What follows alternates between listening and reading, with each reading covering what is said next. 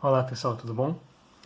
Então hoje eu queria trazer para vocês uma palavra, não vai ser meio mesmo sobre a Bíblia, mas eu acho que vai ajudar a gente nesse momento que a gente está vivendo tão difícil, tão complicado, né?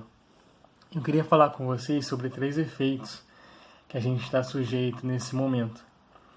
O primeiro deles é uma coisa que chama viés de confirmação. O que é isso? O viés é uma tendência que nós temos a pensar de uma certa maneira. O viés de confirmação, então, seria uma tendência que nós temos a pensar confirmando hipóteses ou pensamentos que nós já tínhamos no passado. Então, trazendo para o que a gente está vendo hoje.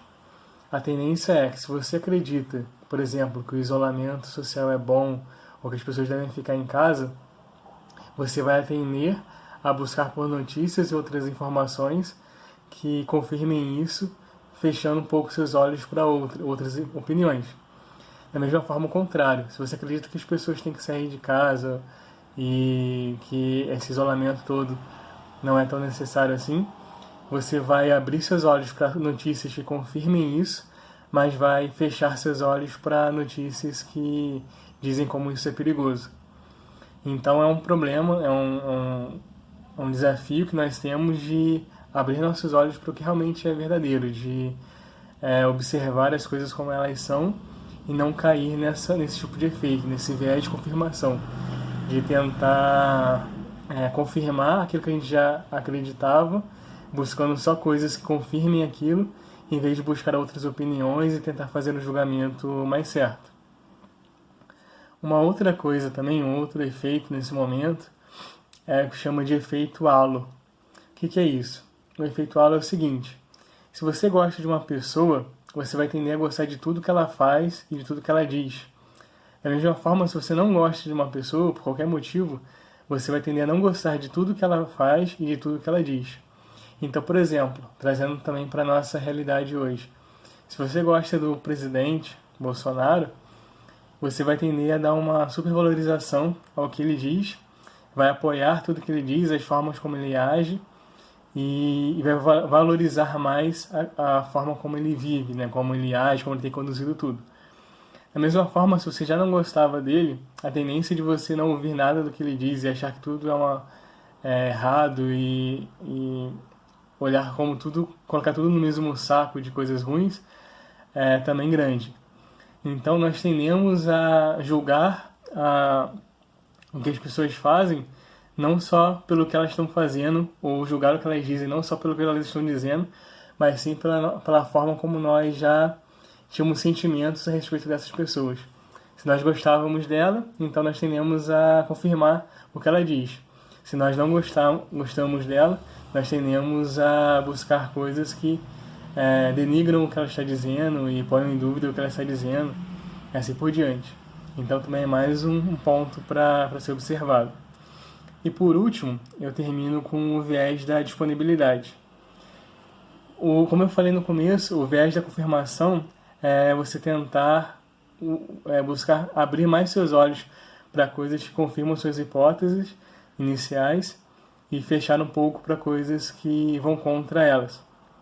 Já no viés da disponibilidade, que é um outro efeito também que a gente está sujeito nesse momento, em toda a nossa vida, ele funciona da seguinte maneira.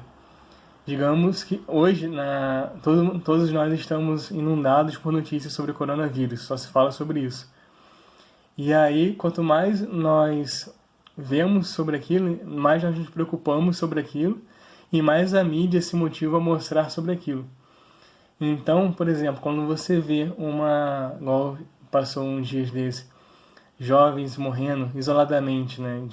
Uma jovem de 20 anos, uma coisa assim, e a mídia, né, mostrando os parentes e o choro e tal, isso gera uma comoção muito grande e gera uma sensação nossa de uma insegurança talvez maior do que de fato existe. Por quê?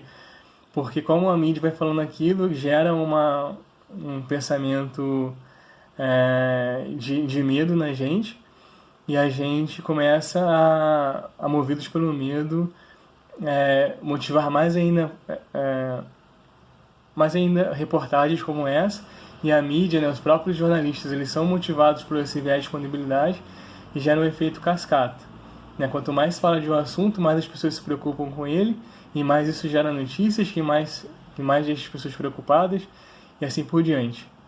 Então também é uma coisa para a gente abrir os olhos, né? A gente está num momento muito difícil, realmente é um momento de rever muitas coisas, de se cuidar bastante.